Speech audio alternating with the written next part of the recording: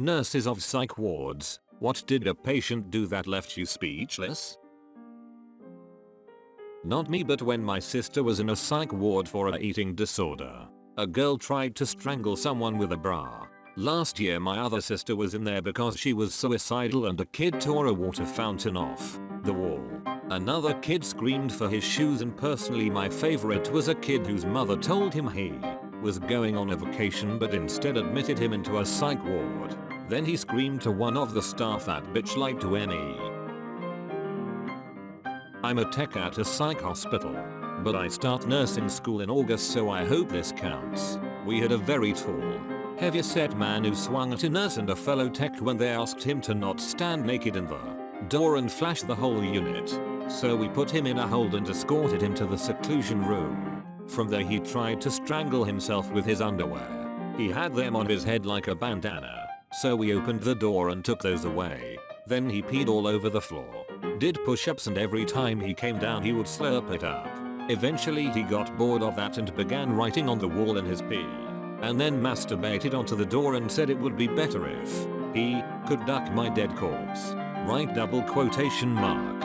Eventually his I'm B52 kicked in and he contacted for safety good behavior, so we opened the door again, and he bit me on the hand and drew blood.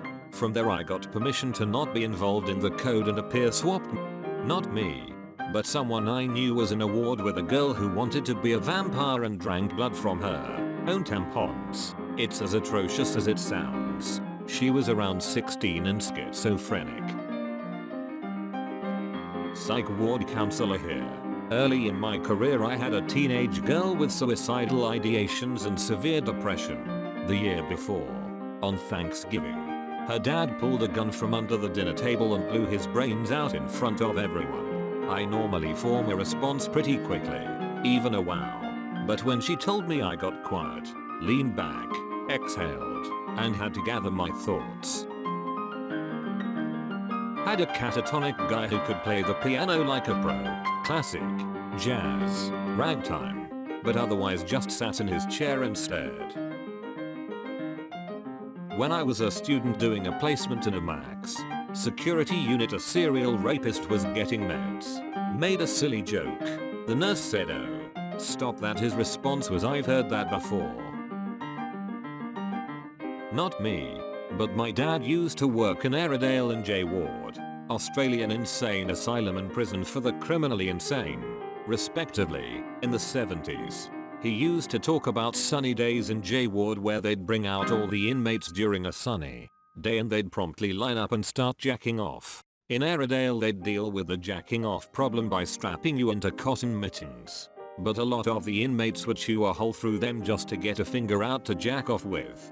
His worst story was about a psychotic woman in Airedale. She had self-inflicted scars all over her face from scratching herself, self-imposed bite marks all over her body from trying to eat herself, and she had the nasty habit of chewing the inside of her mouth and spitting blood at your eyes and mouth, hoping you'd catch one of the myriad of diseases she carried.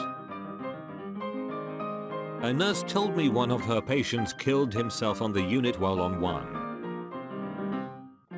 Not a nurse, but have had several stays on psychiatric wards for bipolar. To be fair, on most occasions, I didn't enter the wards in the most rational and stable state myself, but what has tended to happen is that even when they bring you back down to earth, you can end up staying for an extra month or two before they let you go.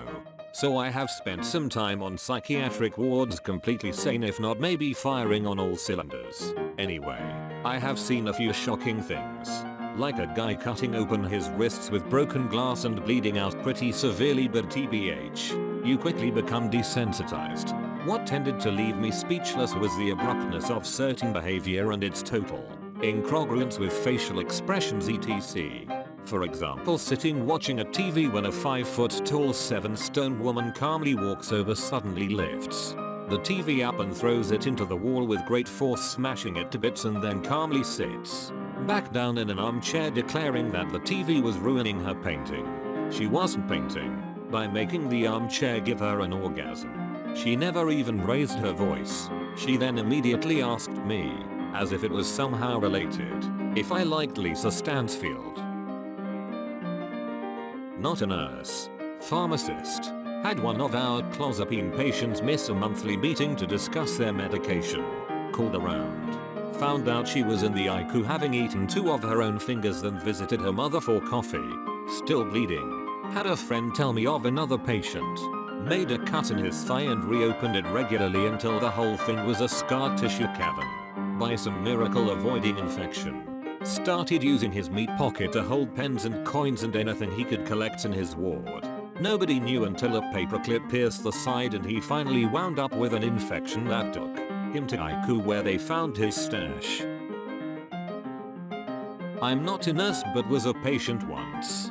Giant dude got upset one dude changed the channel from a football game he was watching and smashed his skull with his fists. Not fully, but enough that when they brought him back a few days later he started seizing and had to be removed again. Didn't see him again. Also, there was one lady who was straight out of the movies. Walking around preaching the end of days loudly and sweating like crazy. Was interviewing a guy in psych ward and he was complaining about how he couldn't have any white out.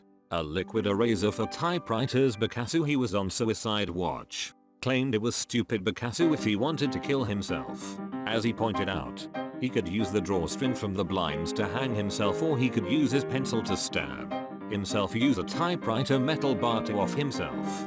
I agreed it was silly to hold back the small bottle of liquid whiteout. When I relayed the convo to my instructor about how silly it seemed due to him having several other ways, she replied that he proved to me that he had been considering ways to kill himself and that's why he was able to come up with so many so quickly. He never did get his whiteout.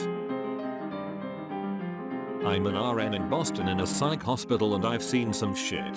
One of the things I'll never ever forget was we had this manic guy THST had been transferred from another unit cause he kept getting in fights over there and all the other patients were trying to attack him.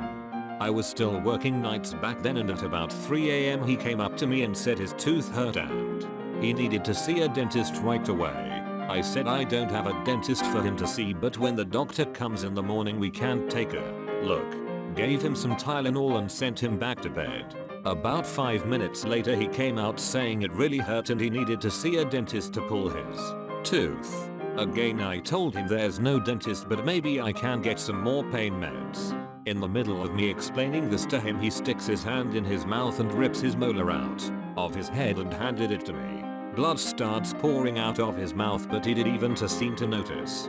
After I clean him up and get the bleeding to stop and call the doctor to get him some Ativin he goes, make sure you give me that tooth back when I leave. That's my tooth, don't try and steal it. Fucking wild shit.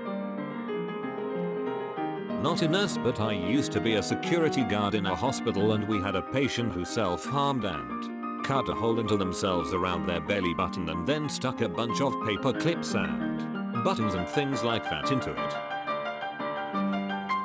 I watched a guy try to remove rats from his rectum. Stated that his ex-girlfriend summoned them there.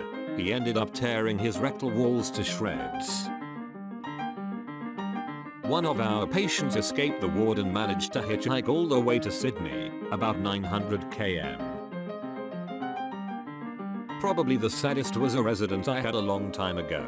This gentleman was a WW2 vet with Alzheimer's and dementia. Probably once or twice a month he would relive some battle he was in.